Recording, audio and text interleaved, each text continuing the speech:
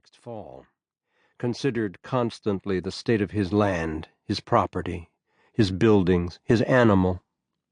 And mostly he thought of the weather that week, the temperature, and existence of or potential for rainfall, recent calamities, and how he was responding to them, the position of the season, his position in the rigid scaffolding of chores, what he would have to do that day, that afternoon and evening, how he would prepare for the next morning's work, when were the men coming, and would he be ready for them? But he would be ready for them. He always was. He was nothing if not prepared.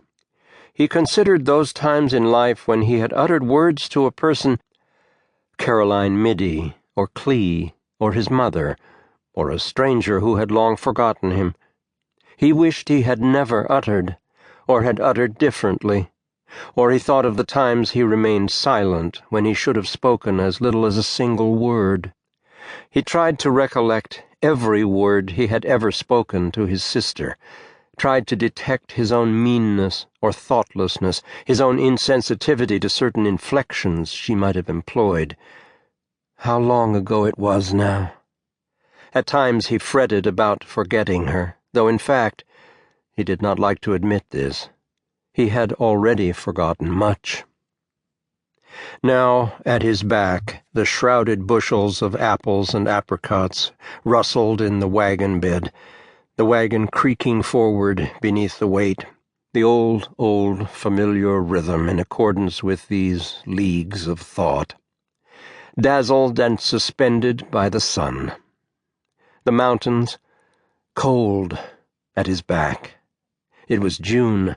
The road was already dusty, his frame slightly hunkered down, the floppy calfskin hat shielding his brow, under which was a scowl holding no animosity.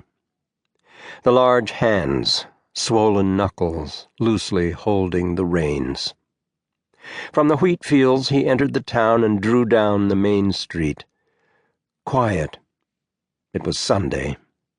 The nearer church, he thought, the Methodist, was on the other side of town, had yet to release its congregation.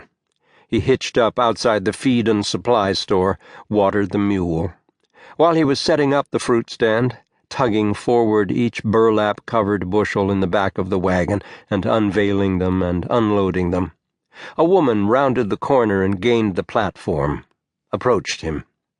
Half her face was mottled and pink, as if burned, her mouth an angry pucker.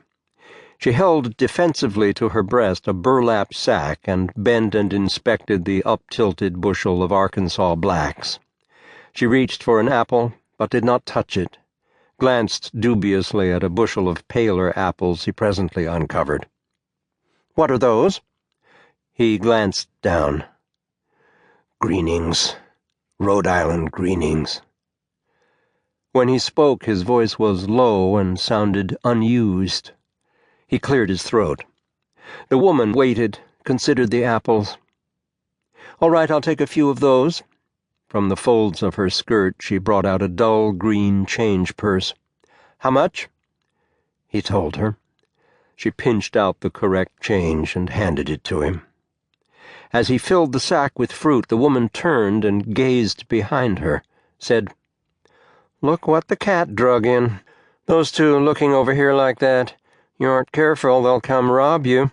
Hooligan-looking." She sniffed. After a moment, he looked where she nodded. Down the street, under the awning of the hardware store, two girls, raggedy, smudge-faced, stood conspiratorially half-turned toward each other.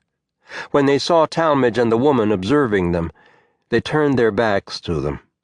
He handed the burlap sack to the woman, the bottom heavy and misshapen with fruit. The woman hesitated, still looking at the girls, then turned and nodded shortly to him, stepped off the platform, moved down the street. From the wagon he retrieved his wooden folding chair and sat down next to the bushels. Wind gusted and threw sand onto the platform, and then it was quiet. Rain was coming, maybe that evening, or early the next day. The girls moved, stood now with